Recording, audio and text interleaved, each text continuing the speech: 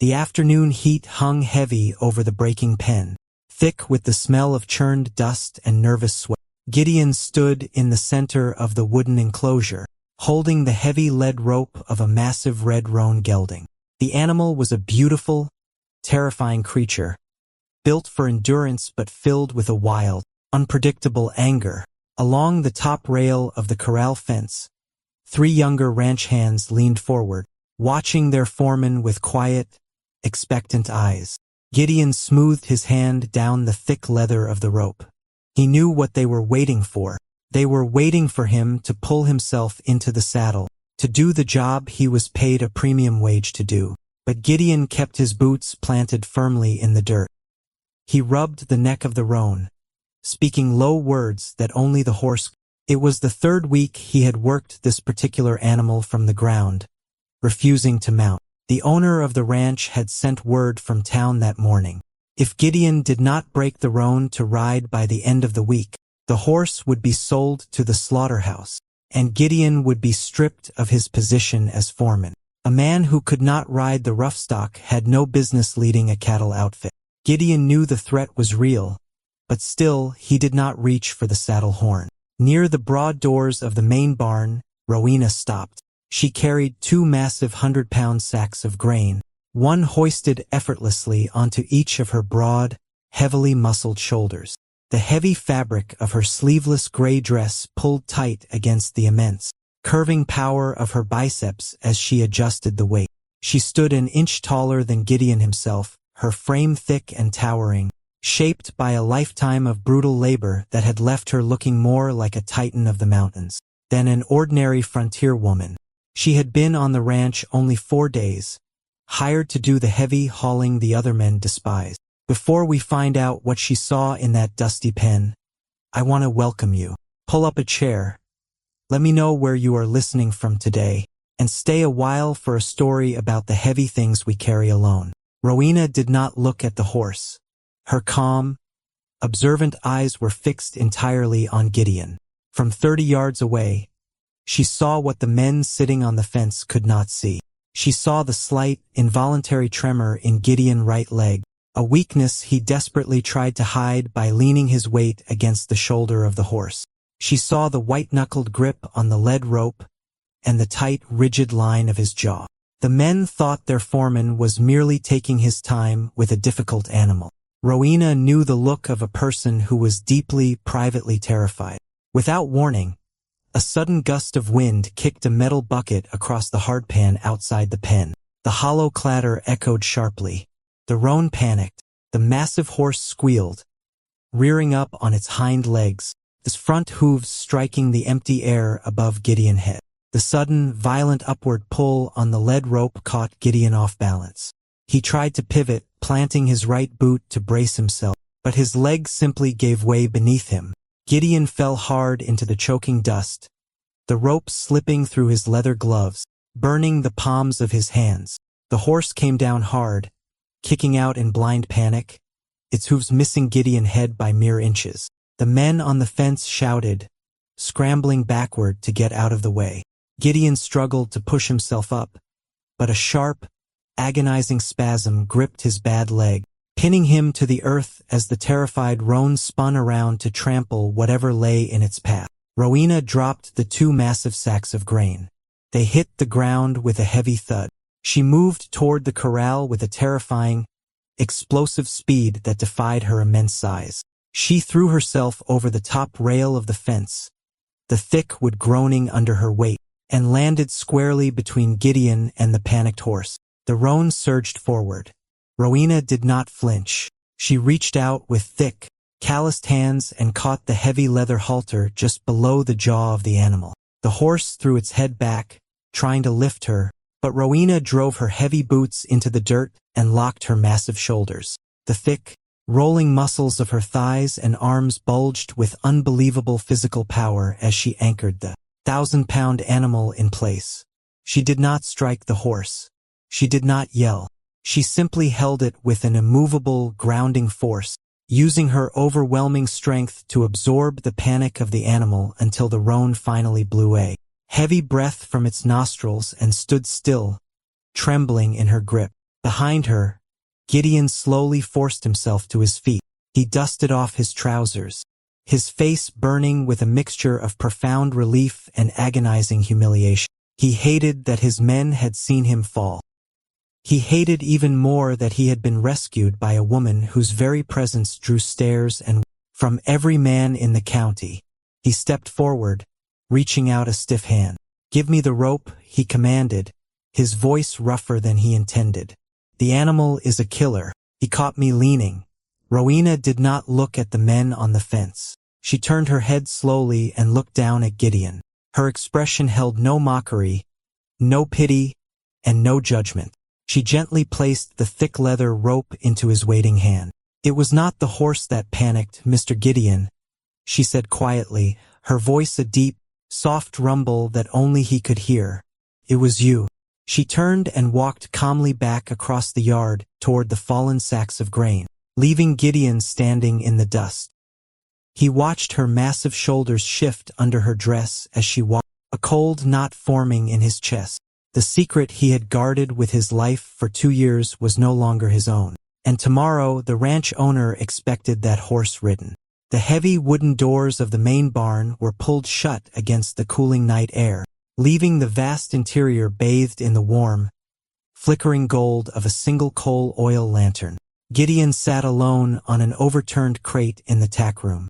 The smell of oiled leather, horse sweat, and dry hay usually brought him a deep sense of peace, but tonight, the air felt suffocating. His canvas trousers were rolled up above his right knee, exposing the deep, jagged silver scars that twisted down his thigh and wrapped around his kneecap. His hands shook with a mixture of exhaustion and sharp, radiating pain as he tried to bind the leg with a strip of stiff linen. He pulled the fabric tight, gritting his teeth against the agony. It was no use. The muscle was exhausted, the joint completely unstable. He dropped the linen roll to the dirt floor and buried his face in his rough, the heavy weight of his impending failure pressing down on his broad shoulders. A floorboard creaked in the corridor. Gideon snapped his head up, instinctively dropping his hands to hide the leg, his spine going rigid. Rowena stood in the doorway. She had changed out of her dusty work boots and wore a pair of soft leather moccasins, making her steps unnaturally quiet for a woman of her immense, towering size. Even in the dim lantern light, her sheer physical width filled the doorframe. Her massive, heavy shoulders and thick biceps rested quietly at her sides. She held a small tin jar and a long, clean roll of heavy canvas in one of her broad, calloused hands. Gideon felt his face burn with defensive anger. "The men's quarters are across the yard," he said, his voice hard. "You have no business in the tack room after dark." Rowena did not look away, nor did she retreat from his sharp tone. She stepped fully into the small room, her calm eyes moving from his tense face to the discarded linen on the floor. "You are binding the muscle, Mr. Gideon," she said softly. "That will only cut off the blood. You need to brace the joint." "I know how to wrap a leg," he shot back, reaching down to yank his trouser leg over the scars. Rowena stepped forward and gently but firmly placed her hand over his wrist. The physical contrast was jarring to him. Gideon was a large, powerful man, but her hand easily engulfed his wrist. Her grip was not forceful, but it possessed an immovable, terrifying weight that told him struggling would be entirely useless. Yet her touch was remarkably gentle. In the logging camps up north, a man with a ruined knee could not pull a crosscut saw, she explained quietly, slowly lifting his hand away from his trousers. But if we wrapped the joint upward, anchoring the canvas over the thigh, could bear the weight of a falling tree. "Let me help you." Gideon stared at her, his pride warring with the desperate reality of his situation. He looked into her face, expecting to see the pity Instead, he saw only a deep, quiet understanding. He slowly relaxed his arm, a silent surrender. Rowena knelt awkwardly on the hard dirt floor, her massive, heavily muscled thighs settling beneath her. She opened the tin. The sharp, medicinal scent of camphor and pine tar filled the small room. She scooped a thick layer of the salve with 2 fingers and began to rub it into his scarred knee. Her hands, thick and hardened by years of brutal labor, moved with surprising tenderness. The heat of the liniment began to seep into his aching joints, unlocking the deep spasms that had tormented him since his fall in the dust. 2 years ago, Gideon said, his voice barely a rough whisper in the quiet barn. A green colt. I pushed him too hard in the breaking pen. I wanted to show the owner I could handle him in half the time. The horse panicked, flipped over backward, and crushed my leg against the fence rails. It was my fault. I ruined the horse and I ruined this leg. Rowena began to wrap the heavy canvas, pulling it taut across the joint with a steady, mechanical strength that required no effort on her part. A mistake does not make a man useless, Mr. Gideon. It does out here, he replied bitterly. If I cannot ride that red roan tomorrow morning, the boss will fire me, and the horse goes to the slaughterhouse. I cannot get my bad leg into the stirrup fast enough. The moment I put my weight in the iron, the roan feels my imbalance and spins on my blind side. Rowena secured the end of the canvas wrap and sat back on her heels. Then you need a wall to lean on until you are in the saddle. There is no wall in the center of a breaking pen. I will be the wall, she said plainly. I will hold his head. I will anchor his left shoulder. He will not spin. Gideon shook his head immediately. No, absolutely not. If he rears again, he could kill you. I will not have a woman hurt because I cannot do my job. Rowena stood up, her towering frame casting a long shadow against the wooden planks. She looked down at him, her resolute face unbothered by his refusal. I anchored him today when you fell. I can anchor him tomorrow. You are a proud man, Mr. Gideon, but pride will not save that horse, and it will not save your position. Before Gideon could argue further, she turned and walked out of the tack room, leaving him alone with the smell of camphor and a leg that felt stronger than it had in 2 years. Morning came with the sharp chill of late autumn. Gideon stood by the corral gate, his hat pulled low. The ranch hands were already lined up along the top rail, waiting for the spectacle. But what made Gideon's stomach turn cold was the sound of iron wheels approaching. The ranch owner's black buggy rolled into the yard, stopping just outside the dust of the pen. Gideon looked across the yard. Rowena was walking toward the corral, her simple gray dress moving with the heavy, powerful stride of her boots. The men on the fence began to whisper, pointing at her massive shoulders as she approached. Gideon tightened his leather gloves, feeling the eyes of the owner bore into his back. The red roan was already in the pen, pacing wildly, blowing hot steam into the morning air. Rowena stopped at the gate, her quiet eyes locking onto Gideon. It was time to find out if her strength could hold a wild horse, and if Gideon had the courage to let her try in front of every man who respected him. The morning air in the breaking pen was sharp enough to see every breath the red roan took. The massive horse paced nervously, churning the frosted dirt, its ears pinned flat. Along the fence, the ranch hands were dead silent. In his black buggy just beyond the rails, Mr. Sterling, the wealthy owner of the cattle operation, chewed the end of an unlit cigar, his eyes fixed entirely on the towering woman walking into the center of the corral. Gideon stood frozen near the saddle. He felt the heat of the camphor and pine tar radiating under his canvas trousers, keep scarred ache in his knee at bay. But the heat in his face was pure shame. He was a seasoned cattleman, a foreman, about to let a woman stand between him and 1,000 pounds of panicked muscle just so he could keep his job. Rowena did not look at the men whispering on the fence. She did not look at Mr. Sterling in his fine buggy. She walked calmly to the roan, her thick, heavy boots stepping quietly in the dust. The horse snorted, tossing its massive head. But Rowena simply reached up with her broad, calloused hands and took hold of the heavy leather halter. She did not fight the animal. She did not try to overpower it. She simply stood her ground, her immense, muscular frame perfectly balanced, offering a quiet, immovable presence. "Bring the saddle, Mr. Gideon," she said. Her deep voice was remarkably gentle, carrying only to him over the biting wind. Gideon stepped forward, hauling his heavy rig. He threw the blanket over the roan, then hoisted the heavy leather saddle. The horse flinched, shifting its weight to spin to the blind side, the exact maneuver that had terrified Gideon for 2 years. But the horse did not spin. Rowena locked her heavy shoulders. The thick fabric of her gray dress pulled taut across her massive biceps as she absorbed the full, lateral force of the animal without taking a single step backward. She was the wall she had promised to be. "Step up," she murmured. Gideon did not hesitate. He grabbed the saddle horn, lifted his scarred right leg, and drove his boot into the iron stirrup. The canvas wrap Rowena had applied the night before held his ruined joint tight and secure.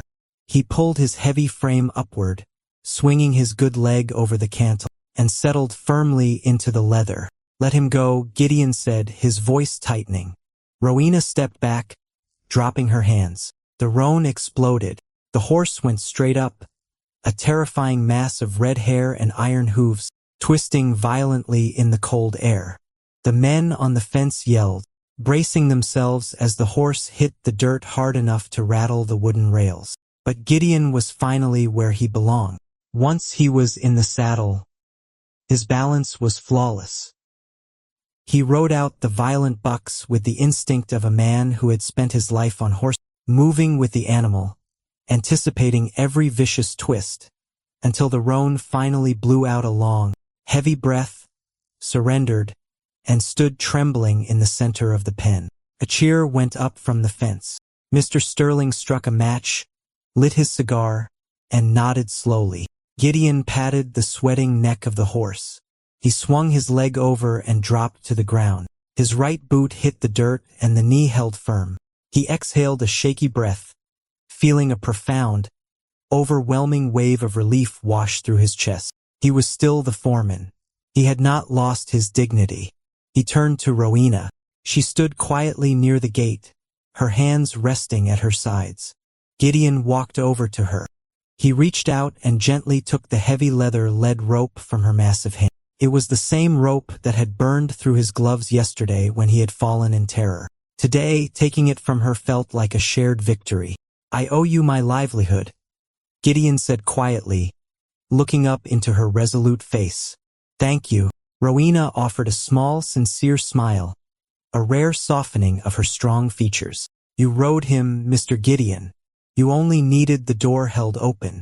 "Well, I will be damned," a loud, booming voice interrupted.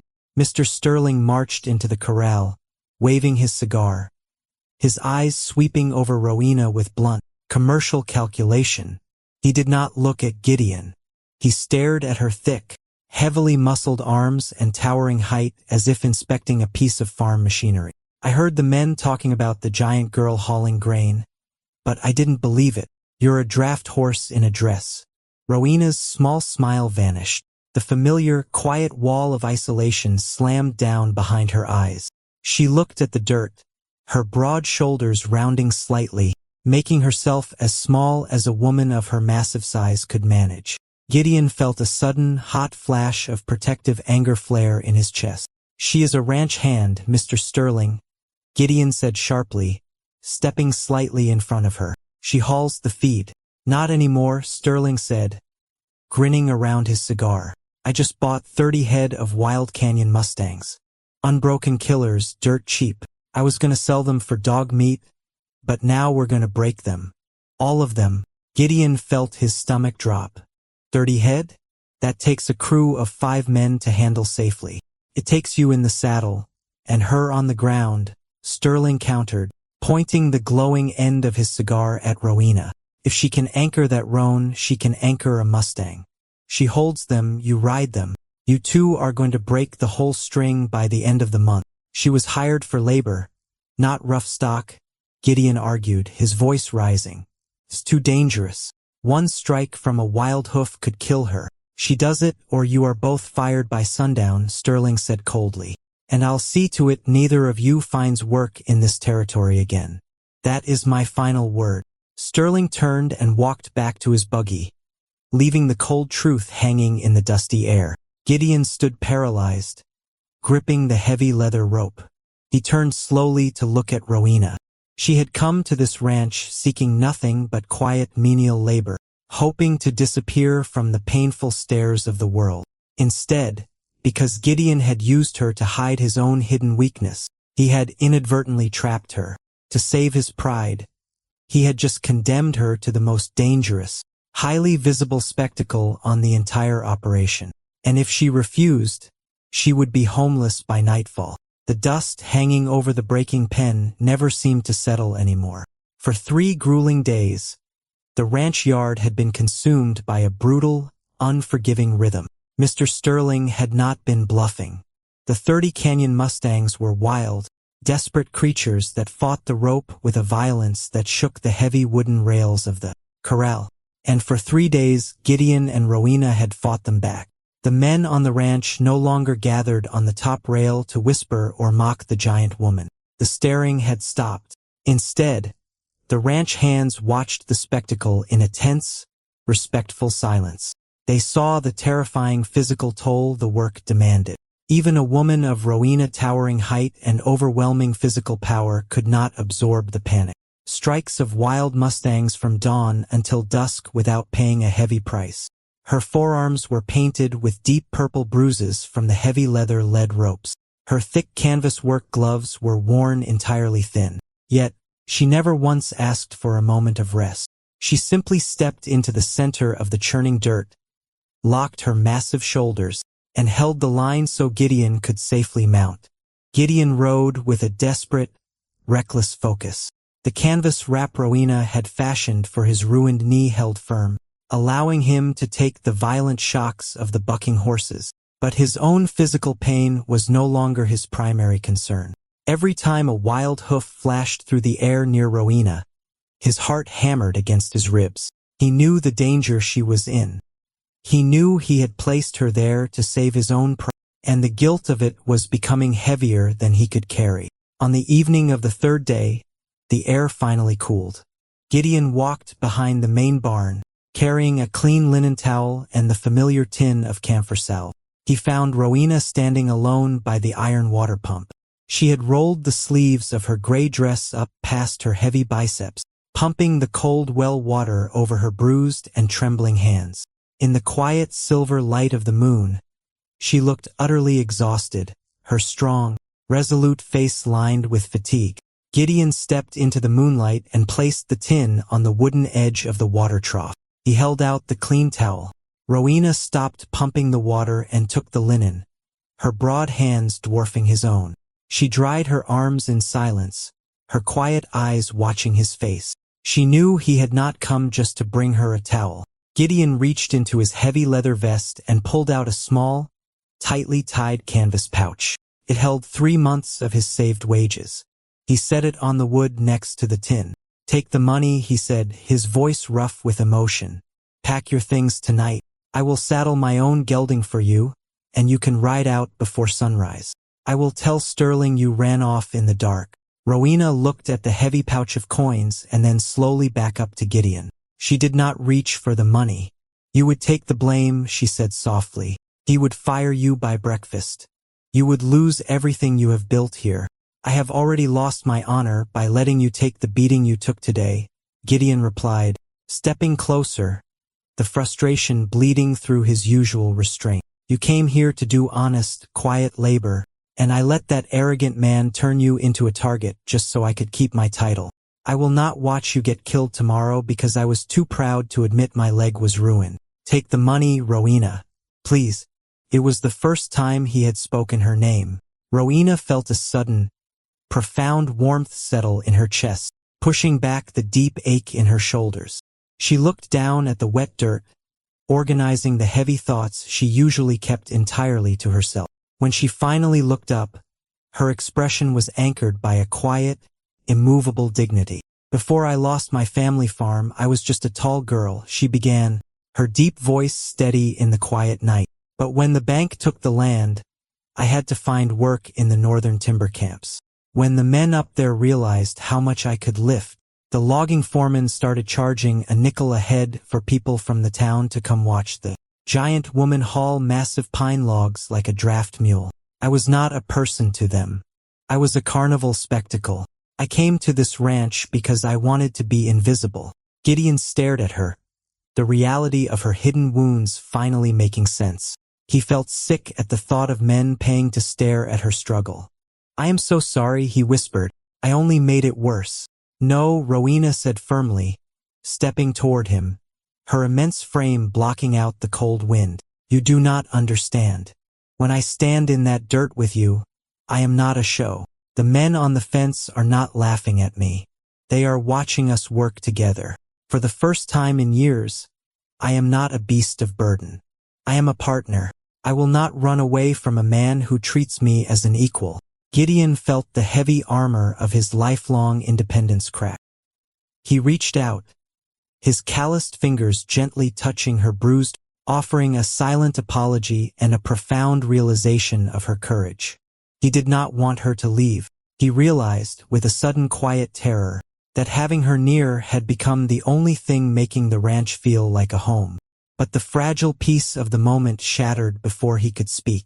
A heavy, violent crash echoed from the holding pens at the far end of the yard, followed by the sound of splintering wood and a terrifying, deep squeal of rage. Rowena turned her head, her muscles instantly tensing. Gideon dropped his hand, his blood running cold. Sterling had separated the herd that afternoon. The last horse, a massive, scarred lineback dun, had been kept in a reinforced pen. The men had warned Gideon about the animal. It had not just thrown its last rider. It had hunted him on the ground. And tomorrow morning, Sterling expected Rowena to step in front of it. The morning frost clung to the rough wood of the breaking pen like powdered glass. Inside the corral, the lineback dun paced the perimeter, its hooves churning the hardened earth. It was a massive, scarred creature with dead, flat eyes, radiating a silent, lethal fury. The heavy lower rail of the gate was already splintered where the animal had kicked it in the dark. Along the fence, the ranch hands stood with their coat collars turned up against the bitter cold, watching in grim silence. Mr. Sterling sat in his buggy, chewing on an unlit cigar, his thick wool blanket pulled over his knees. Gideon stood in the center of the yard, the heavy leather of his saddle digging into his shoulder. He looked past the gate, watching Rowena approach. She wore her simple gray dress, the thick fabric doing little to stop the biting wind. She had bound her hands and forearms with strips of clean canvas, but Gideon could see the deep, violent purple bruising blooming at the edges of the cloth. She moved with her usual quiet dignity, her immense, muscular frame steady, stepping into the dust to take her position. She was ready to be his partner. She was ready to take the beating the dun was about to deliver. Gideon looked at her calloused, bruised hands. He remembered her quiet voice in the, "I will not run away from a man who treats me as an equal." A cold, absolute clarity settled over him. A partner did not buy his pride with her blood. Gideon did not walk toward the horse. He let his heavy saddle slip from his shoulder. It hit the frozen dirt with a dull, final thud. He walked slowly to the gate, stepping directly into Rowena's path, stopping her before she could enter the pen. "No," Gideon said. His voice was not loud, but the single word cut sharply through the freezing air. Sterling leaned forward in his buggy, his face darkening. "What did you say, Gideon?" Gideon turned, standing squarely between the wealthy owner and the towering woman. "I said no. She does not hold this horse, and I do not ride it. We are done." Sterling let out a sharp, mocking laugh. "You have a contract, foreman. You walk away from that rough stock, you forfeit your back wages. You leave your rigging, your saddle, and that bay gelding in the barn. You walk out of this yard with nothing but the shirt on your back. A man without a horse out here is nothing but a drifter. To a working cattleman, surrendering a customized saddle and a trusted horse was a complete loss of identity. It was the surrender of his livelihood and his place in the world." Gideon looked down at his scuffed leather boots, then up at Rowena. He saw the quiet shock in her observant eyes. He was throwing away everything he had spent 20 years building, just to keep her safe. "Keep the saddle," Gideon said quietly. He reached up, untied the heavy leather work gloves from his belt, and dropped them in the He looked softly at Rowena. "Let's pack our things." Rowena did not argue. She simply nodded, her heart shifting heavily in her chest. For the first time in her life, someone had placed her physical safety above their own prosperity. 30 minutes later, they walked together down the frozen wagon, rut leading away from the ranch. Rowena carried her heavy canvas sack effortlessly over her broad, wildly muscular shoulder. Gideon carried only a small, tightly rolled wool blanket. The first mile was a quiet, shared victory. But by the third mile, the brutal reality of Gideon's sacrifice began to exact its toll. Without the stirrup of a horse to bear his weight, his ruined right leg was forced to carry him across the unforgiving, frozen rut. The canvas wrap could not stop the deep, agonizing grind of his scarred knee. By late afternoon, the gray sky darkened into the bruised purple of an approaching winter storm. Gideon's face was pale, lined with cold sweat, his breath coming in ragged, shallow gasps. He stumbled, his right leg finally giving way completely. He fell hard to the frozen earth, unable to catch himself. Rowena dropped her massive sack immediately. She knelt beside him in the dirt, her thick, powerful hands gently grasping his broad shoulders. She did not ask if he was all right. She could see the truth. With an effortless, sweeping motion, she lifted him from the frozen ruts and carried him to the shelter of a dry riverbank beneath a grove of skeletal cottonwoods. She worked with a terrifying, efficient speed, using her overwhelming strength to drag heavy, dead limbs from the timber to build a fire against the wind. When the flames finally caught, casting a warm gold light against the descending dark, she sat beside him.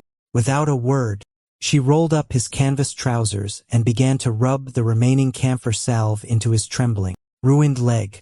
Her touch was an act of pure, quiet reverence. Gideon stared into the fire, the physical pain in his leg eclipsed by a crushing wave of despair. He was exactly what he had always feared becoming. A broken man, entirely dependent, offering nothing but a burden. "I made a mistake," Gideon whispered roughly, refusing to meet her eyes. "I thought I was saving you from the pen, but I only brought you out here to freeze. I cannot walk to the settlement, Rowena. The joint is locked." He reached into his coat and pulled out his remaining tin of, pressing them into her massive hand. "The storm will hit by midnight. If you follow the riverbed, you can reach the timber camp by morning. You have to leave me here." Rowena looked at the small tin of matches resting in her broad palm. She looked at the heavy, gathering darkness in the sky, and then down at Gideon. He was leaning against the frozen dirt bank, his face pale, his powerful shoulders slumped in absolute defeat. He had just surrendered his livelihood, his prized, and his reputation to keep her from being crushed in a breaking pen, and now he believed he was nothing but a crippled burden. Rowena closed her thick fingers over the tin. She did not walk toward the riverbed. She did not follow his command to leave him. Instead, she turned and walked straight into the skeletal timber that lined the watercourse. Gideon listened to the rising wind, his heart heavy with a bitter, hollow ache. He expected the sound of her heavy boots to fade into the distance. Instead, a few moments later, he heard the sharp, violent crack of dead timber snapping. Rowena emerged from the brush dragging two massive, fallen cottonwood trunks, timbers so heavy and waterlogged that a team of mules would have strained to pull them. Her thick, chunky boots dug deep into the frozen earth. The fabric of her sleeves pulled tight across her enormous biceps, and the rolling muscles of her thighs anchored her weight as she hauled the massive logs directly to the fire. She did not do it for a wage. She did not do it because an arrogant man had ordered her to perform. She did it with a quiet, terrifying physical power born entirely of her desire to protect him. She stacked the heavy trunks against the dirt bank, creating a thick, solid windbreak that instantly reflected the heat of the fire back into their small hollow. As the first brutal, howling edge of the winter storm ripped through the treetops, dumping a blinding sheet of snow across the plains, their small patch of earth remained remarkably warm. Rowena sat down close beside him, her towering frame shielding him from the stray gusts. She opened the small rolled blanket he had brought and draped it carefully over his broad shoulders. "You are a stubborn woman," Gideon said, his voice rough and shaking with a mixture of cold and profound exhaustion. "If the snow drifts over the trail, you will be trapped here. I am an empty-handed drifter now, Rowena. I cannot even walk you to safety." The firelight flickered across Rowena's strong, resolute face. She did not offer him empty pity. She simply watched him, her calm eyes holding steady. Gideon dropped his chin to his chest, the heavy wall of his silence finally breaking under the weight of his guilt. "For 2 years, I hid my ruined leg," he confessed, the words tearing out of him. "I hid it because I knew exactly what I would become when the truth came out. A burden. Out here, a man who cannot pull his own weight, a man who has to be rescued, is no man at all. I wanted to be someone who could offer you a safe place to stay on that ranch. I wanted to be a man you could look up to, despite your size. But I am just a broken piece of machinery. I have ruined your chances, and I have dragged you into the freezing dark."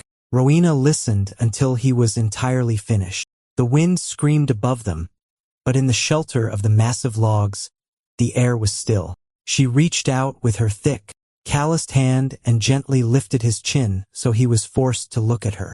"When I was hauling timber up north," Rowena said quietly, her deep voice vibrating with absolute certainty, "men saw what my shoulders could lift, and they called me a monster.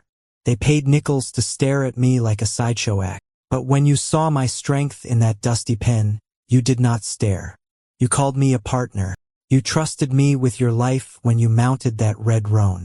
Gideon looked into her eyes, the heat of the fire reflecting in the darkness. "Today, you stood in front of a wealthy man and threw away everything you owned just so I would not have to bleed," she continued, her thumb gently brushing the dirt from his weathered cheek. "You did not drag me into the dark, Gideon. You gave me back my dignity. A man's worth is not measured by how fast he can jump into an iron stirrup. It is measured by what he is willing to sacrifice for someone else. You are the strongest man I have ever known." The deep, agonizing isolation Gideon had carried in his chest for 2 years finally shattered. He looked at her towering, wildly muscular frame, realizing she was not just keeping him alive. She was offering him the one thing he had never allowed himself to accept. She was offering him grace. He did not pull away. He let out a long, ragged breath, stopped fighting his own weakness, and leaned his heavy frame against her.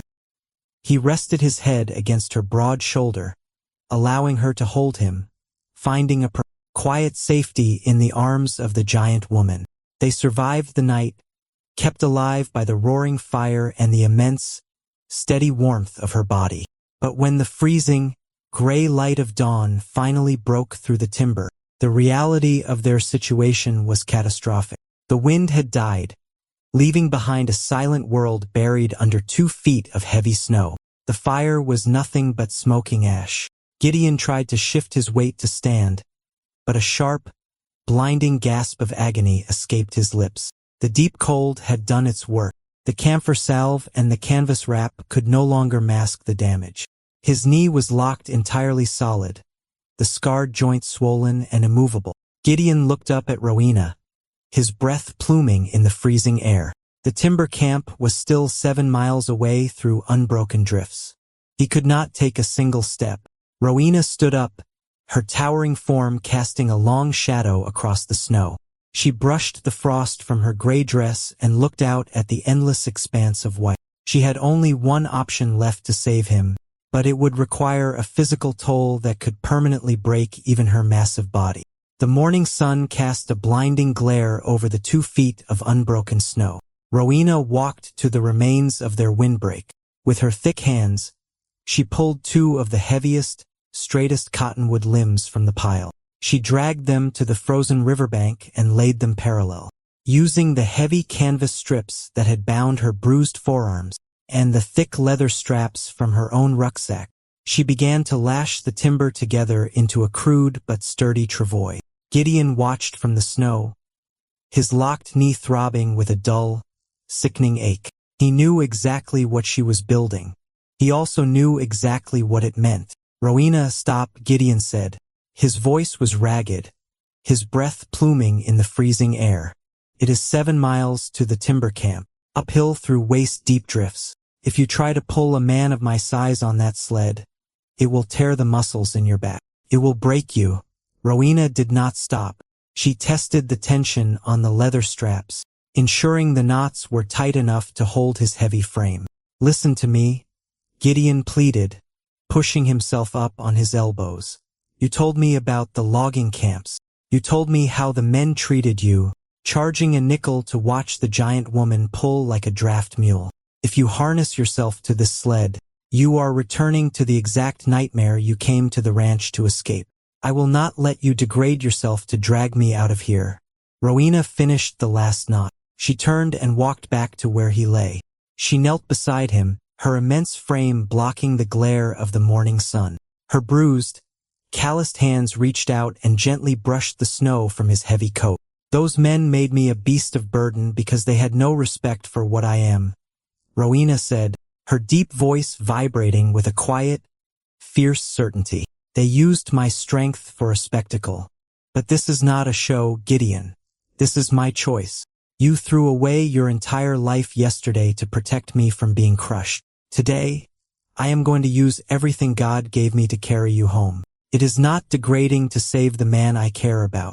Gideon stared at her, the last fragments of his stubborn pride washing away. He saw the profound, unmistakable truth in her resolute face. She was not offering him pity. She was offering him the deepest devotion a person could give. He reached up, his rough hand gripping her thick, powerful bicep. "All right," Gideon whispered, his voice thick with emotion. "I trust you." Rowena lifted him with profound care, settling his heavy body onto the canvas webbing of the travois.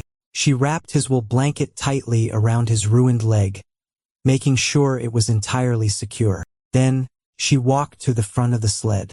She took the heavy leather harness she had fashioned and pulled it over her broad, wildly muscular shoulders. The thick straps bit immediately into the fabric of her gray dress. She leaned forward, her thick, chunky boots dug deep into the snow. The massive, rolling muscles of her thighs and calves flexed with explosive power as she broke the inertia of the heavy sled. The wood groaned, and the travois began to move. The journey was a brutal, agonizing testament to human endurance. Hour after hour, Rowena broke the trail through the freezing, waist-deep drifts. The physical toll was terrifying to witness. Gideon lay on the sled, unable to do anything but watch the woman he loved suffer for his survival. He watched the heavy leather straps cut deep lines into her massive shoulders. He heard the ragged, tearing sound of her breath as the incline grew steep. He saw the cold sweat freeze in her messy blonde hair. Every time the sled hit a hidden rock or a frozen rut, her immense frame absorbed the punishing shock, keeping him safe from the jolt. She did not stop. She did not complain. She just kept pulling, her head bowed against the wind, her towering body driven by a relentless, sacred sacrifice. Gideon knew he would never again look at his own scars with shame. The woman pulling him through the snow had shown him that true strength was not about being unbreakable. It was about being willing to break for someone else. It was late afternoon when the tree line finally broke. The smell of wood smoke hit the freezing air. Just ahead, the wooden cabins of the Valley Timber Camp stood against the white hillside. A group of loggers working near the main yard stopped. They saw the massive, towering woman emerge from the tree line, harnessed to a sled, pulling a heavy man through the unbroken snow. But there was no mocking laughter. There were no whispers about a giant. The men dropped their axes. They saw the terrifying exhaustion in her face, the bruised purple canvas on her arms, and the sheer, impossible miracle of what she had just accomplished. "Help her," Gideon shouted weakly from the sled. "Help her." For men rushed forward, plunging into the snow. They grabbed the wooden poles of the travois, taking the heavy weight from her shoulders. They unhooked the leather straps. Rowena stood still for a single moment, looking down at Gideon to ensure he was finally safe. Her quiet eyes met his. Then, the overwhelming, impossible effort of the last 7 miles finally collected its debt. Her massive shoulders slumped. Her eyes rolled back, and her immense, towering frame collapsed face forward into the snow. "Rowena!" Gideon screamed, his voice tearing in panic as the men hauled him toward the camp. He reached out his rough hands, completely helpless, his heart stopping as 3 loggers surrounded her massive, motionless body. She had given every single ounce of her phenomenal strength to save his life, and as they carried him into the warmth of the cabin, Gideon was entirely paralyzed by the terrifying question of whether he had just lost her forever. The heat of the cast-iron stove in the timber camp cabin was a stark, wonderful contrast to the freezing wind outside. Gideon sat in a heavy wooden chair, his right leg stretched out stiffly in front of him, bound securely in clean linen. The camp doctor had set the lock joint, saving the limb, but Gideon paid no attention to his own physical pain. His tired, observant eyes were fixed entirely on the narrow cot across the room. Rowena had been asleep for 2 straight days. Her immense, towering frame lay completely still beneath a pile of heavy wool blankets. Gideon held the small, tightly tied canvas pouch of his saved wages in his rough hands. It was the same pouch he had tried to press upon her in the moonlight, begging her to run away from the danger of the breaking pen. Now, he sat quietly in the warm cabin, terrified that her sacred sacrifice had cost her life. He noticed how the loggers moved through the room. These were the same rough men who, years ago, might have paid a nickel to treat her as a sideshow spectacle. But today they walked softly. They brought extra firewood and asked Gideon in hushed, respectful tones if the giant woman needed anything at all. They did not see a monster. They saw a hero. On the evening of the 2nd day, the heavy wool blankets shifted. Rowena opened her calm, observant eyes. She stared at the rough wooden beams of the ceiling for a long moment, gathering her bearings, and then slowly turned her head. She saw Gideon sitting beside her, his weathered face pale with worry. "You are out of the snow," she whispered, her deep voice rough and dry. Gideon leaned forward, letting out a ragged, shaking breath of pure relief.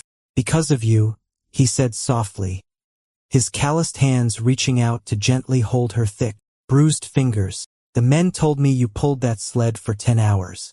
They did not call you a draft mule, Rowena. They called you the bravest person they had ever seen."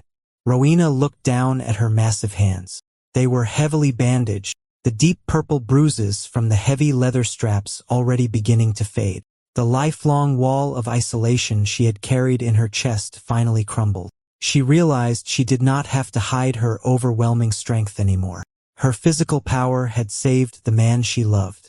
Gideon tightened his grip on her hand. "I still have 3 months of wages in this canvas pouch," he said, his voice steady and absolutely certain. "It is not enough to buy a massive cattle operation, but it is enough to buy a few acres of good grass down in the lower valley. Enough to buy a gentle horse, and some timber to build our own cabin. I cannot break wild mustangs anymore, and my leg will never be completely straight. I will need a cane for the rest of my days. But I know how to run a place, and I know I want you there with me. Not as a hired hand, as my partner, as my wife." Rowena looked at the honest, lined face of the cowboy who had thrown away his entire livelihood just to keep her safe. She felt the undeniable warmth of his hands holding hers. For the first time in her life, she felt truly seen. She squeezed his fingers, her resolute face breaking into a beautiful, gentle smile. "I would like that, Gideon," she said quietly. "I would like that very much." When the spring thaw finally melted the deep drifts, they did not leave the camp on foot. The loggers, out of profound gratitude and respect for Rowena, pooled their money and sold Gideon a sturdy team of draft horses and a wagon for a fraction of their worth. They rode down into the green valley together, leaving the brutal memories of the Sterling Ranch far behind them. 2 years passed. The small valley farm they built was quiet, nestled against a clear, winding creek. The heavy wooden doors of their own barn stood open to the warm autumn air, smelling of dry hay and oiled leather. Gideon walked across the yard, leaning comfortably on a thick, polished hickory cane. He no longer hid his limp. He wore a faded blue work shirt and heavy canvas trousers, carrying a bucket of grain toward the corral. Inside the pen was a gentle bay gelding. Gideon worked the horse from the ground, his voice low and calm, teaching the animal with absolute patience. The farmhouse door opened. Rowena stepped onto the porch. She wore a simple, form-fitting dress of soft blue cotton.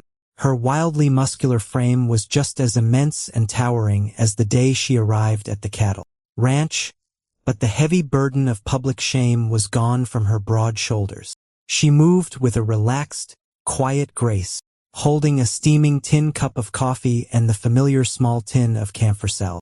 She walked down the dirt path, her thick boots stepping lightly in the dust, and stopped at the wooden fence.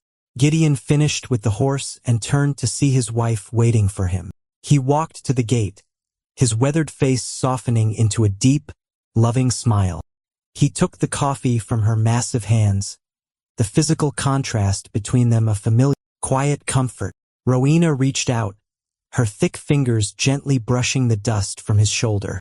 They stood together in the warm sunlight, two people who had once believed they were entirely broken, looking out over the home they had built with courage, sacrifice, and the enduring strength to hold each other up. This story is a work of fiction created for entertainment and reflective storytelling. All characters, names, dialogue, events, towns, ranches, and circumstances are fictional or dramatized. Any resemblance to actual persons, living or dead, or to actual events or places is coincidental. Historical details are used to create a frontier atmosphere and may be simplified or adapted for narrative purposes. Nothing in this story should be understood as historical documentation or as legal, medical, financial, or other professional advice. The story is intended for a general audience and explores universal themes such as dignity, compassion, resilience, forgiveness, belonging, family, and second chances.